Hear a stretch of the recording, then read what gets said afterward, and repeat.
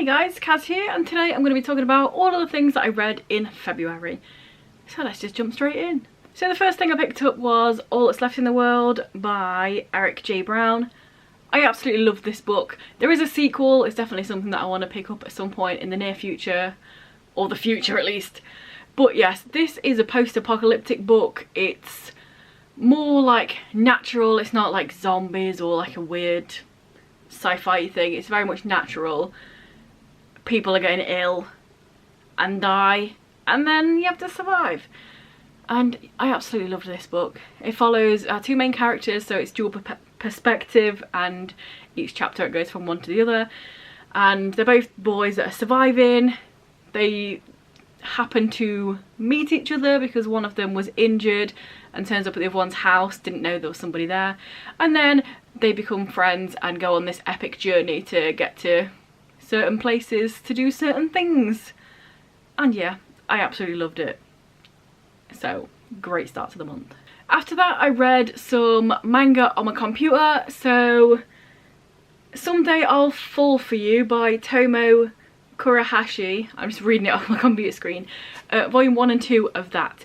This one was quite random because the thing is, right, I write stuff down and then I just disregard where I'm leaving it. So I found a random piece of paper on my desk and it had this written down and like 3 other things on it, and like I didn't know if it was a book, if there were TV shows, movies, manga, I don't know. So I just googled it. I was like, what even is this? I just went with the first one written down, and then I just thought I'll just read it then because it's right here online, and I did. This was a coming of age story about these two friends, and one of them has a crush on the other one, and you know how mangas be, them figuring out their feelings for each other. It was only 2 volumes long, and then in the comments of that I found out that that was actually a prequel to another thing, so I also read that afterwards. But first of all, we'll talk about this one. This one was just really cute, easy reading. It's just them being friends, being more. There has a few other cast members here as well. They have another friend, a girl that's the best friend. They're like a triangle of best friends that have been together since they've been wee kiddies. And yeah, I really enjoyed these first 2. And then the original thing that came out before these came out, because they were a prequel, was called Let's Be a Family. That's just 1 volume long, so I read that afterwards. I didn't enjoy this as much. I just think there wasn't as much like character-y stuff there. It just felt like it was not very much of a story.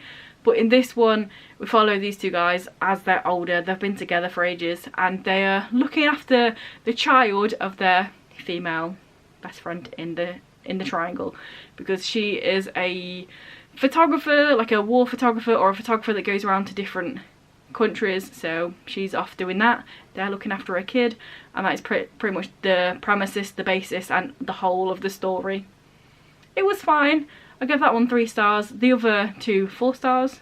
But yes, it was an enjoyable time. A random scrap of paper on my desk made me read them.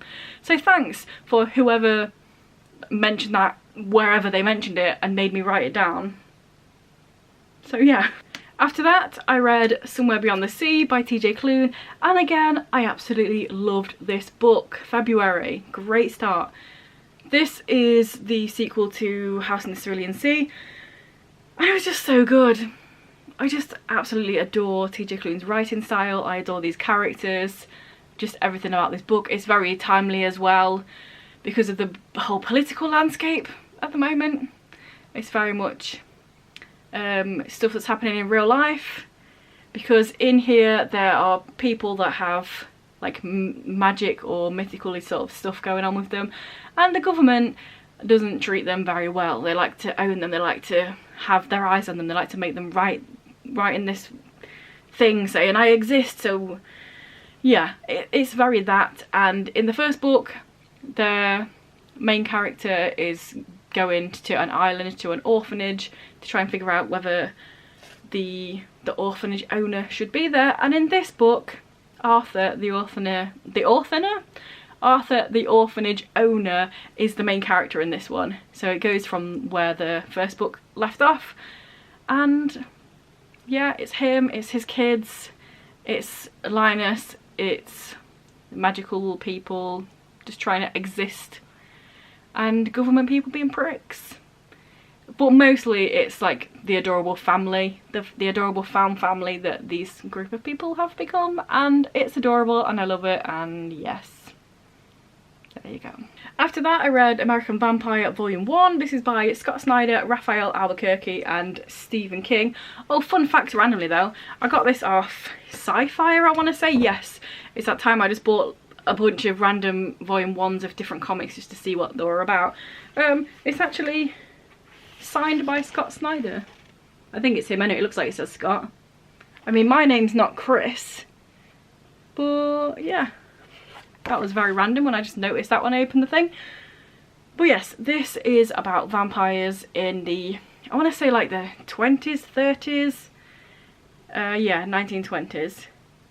And then also it kind of time jumps from there to a bit more recent, and then back and then forward and back and forward. It's mostly 2 different stories about this girl on the front cover and then another guy, and how their stories become intertwined with vampires, how they become vampires, different sorts of vampires. So it's like a western, but make it vampires. And I enjoyed it. This is the sort of artwork that's in here.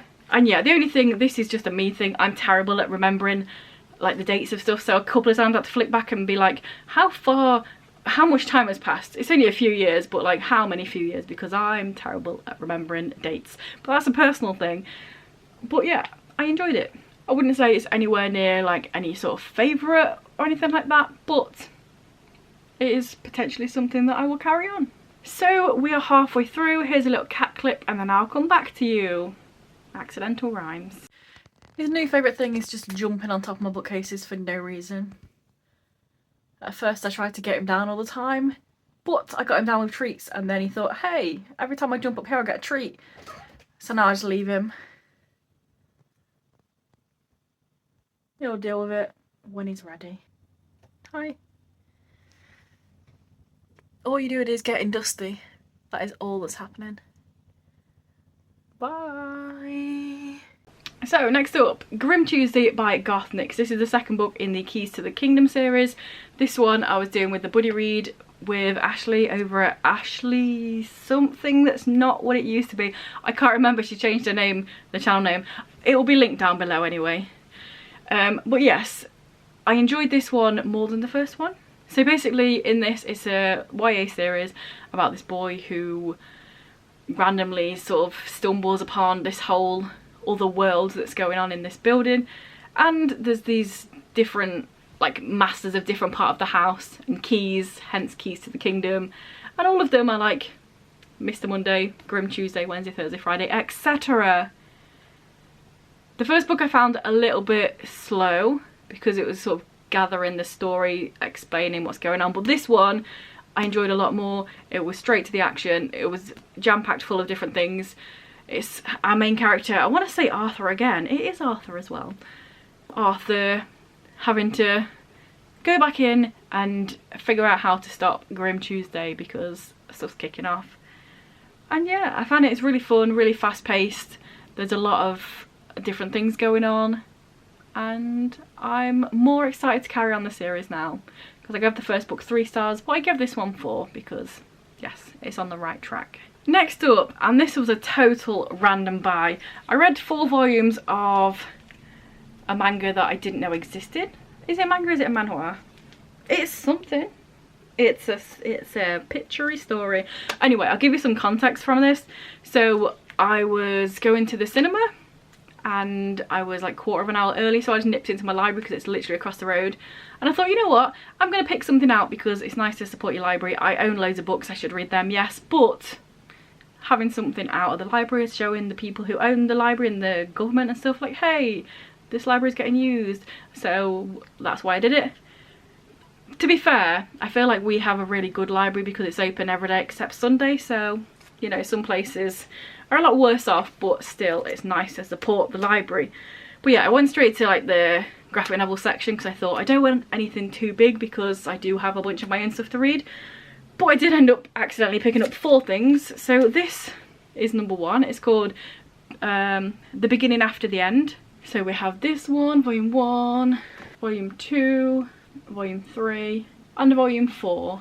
And yeah, I'd never heard of this before, but it just looked quite fun.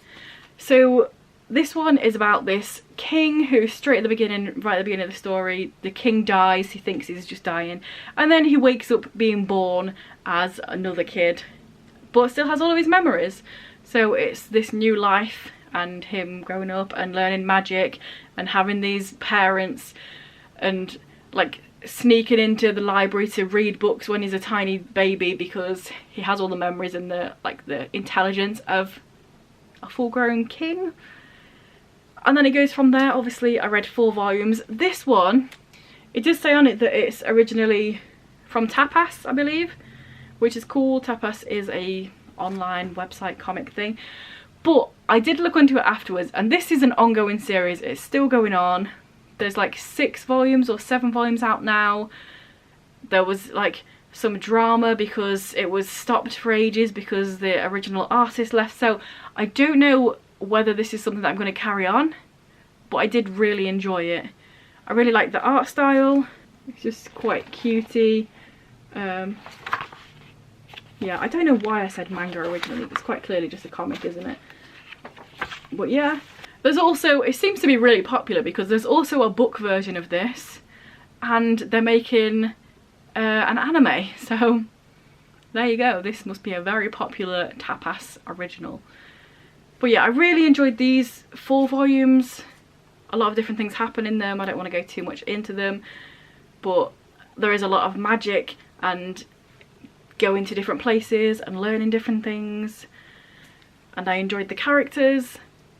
But yeah, because it's an ongoing thing and it's not in the free Tapas thing, you have to like pay chapter by chapter with their little ink things, which I've never done. I don't know whether it is something that I will carry on, but hopefully if I find it somewhere to read, then I will give it a read. But yeah, it's still going on and I don't know how far into the story it is yet, so we shall see. So there we go, those were all the things that I read in February. Let me know down below what you read, if you've read any of these, if they sound interesting to you. I definitely need to stick more to my TBR, like owned TBR this month, because I owned like 4 of them and the rest of them are either borrowed or on the internet. So like, calm down, read your own book. But my TBR did go down 1 book compared to the ones I bought and read, but that's still going down, so it's fine. But yeah, do the things if you want, like if you want, comment if you want, subscribe if you want, but only if you want. And yes, I'll be back in a few days with another video.